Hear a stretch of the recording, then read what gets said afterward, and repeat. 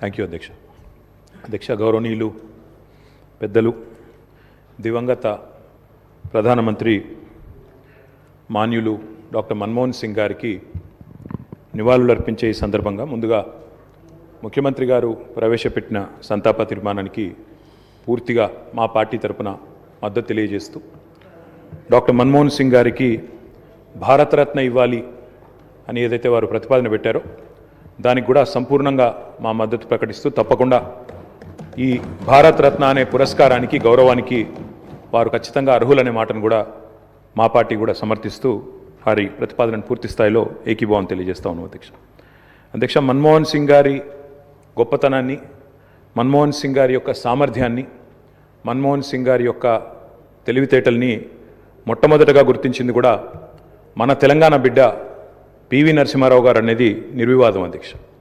PV Narasimha Rao గారు ఆనాడు ప్రధానమంత్రిగా భారతదేశానికి ఎన్నికైన తర్వాత సాధారణంగా ఈరోజు వింటుంటాం అధ్యక్ష, లాటరల్ ఎంట్రీ అని, అంటే రాజకీయాలతో సంబంధం లేని వ్యక్తులను కూడా మనం రాజకీయాల్లో ముఖ్యంగా ప్రభుత్వాలలో ముఖ్యమైన పాత్రల్లో తీసుకురావడాన్ని లాటరల్ ఎంట్రీ అంటారు అధ్యక్ష.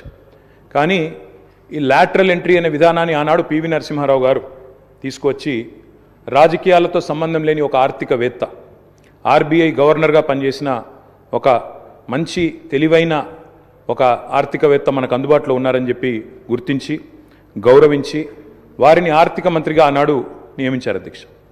ఆర్థిక మంత్రిగా నియమించబడ్డ తర్వాత డాక్టర్ మన్మోహన్ సింగ్ గారు ఆనాడు 1991లో అనుకుంటాను అధ్యక్ష, సబ్జెక్ట్ టు కరెక్షన్, బడ్జెట్ ప్రవేశపెడుతున్నప్పుడు ఒక గొప్ప మాట అన్నారు. ఆయన అన్న మాట, let the whole world here loud and clear, India is wide awake. అంటే ప్రపంచం మొత్తం వినాల్సిన సమయం వచ్చింది, నా దేశం మేల్కొని ఉంది అనే మాట ఆనాడు ఒక ఆర్థికవేత్తగా ఆర్థిక సంస్కరణలు ప్రవేశపెట్టే సందర్భంలో డాక్టర్ మన్మోహన్ సింగ్ మాట్లాడిన మాట అధ్యక్ష. ఆ మాటలు, ఆయన సిద్ధాంతం, ఆనాటి పివి నరసింహారావు గారి నాయకత్వం ఇవాళ ఈ దేశంలో సమూలమైన సంస్కరణలు తెచ్చింది. ఈ దేశంలో ఎన్నో రకమైన విప్లవాత్మకమైన మార్పులు కూడా వచ్చినాయి అధ్యక్ష. కేవలం 15 రోజులు మాత్రమే ఫారెక్స్ నిలువలు ఉన్న ఆనాటి పరిస్థితి నుంచి మొత్తం ప్రపంచం అంతా ఆశ్చర్యపోయే స్థాయికి దేశాన్ని పరిగెత్తించిన ఆర్థిక సంస్కరణ శీలి డాక్టర్ మన్మోహన్ సింగ్. అనవసరపు డాంబికాలు, అనవసరపు ఆర్భాటాలు లేకుండా, హడావిడి లేకుండా సింపుల్ లివింగ్, హై థింకింగ్ అనే మాటకి పర్యాయ పదంగా డాక్టర్ మన్మోహన్ సింగ్ గారిని మనం చెప్పుకోవచ్చు అధ్యక్ష. Loyalty is a very rate. Loyalty అనేది, విశ్వాసం అనేది ఇవాళ రాజకీయాల్లో చాలా అరుదైన పదం అధ్యక్ష.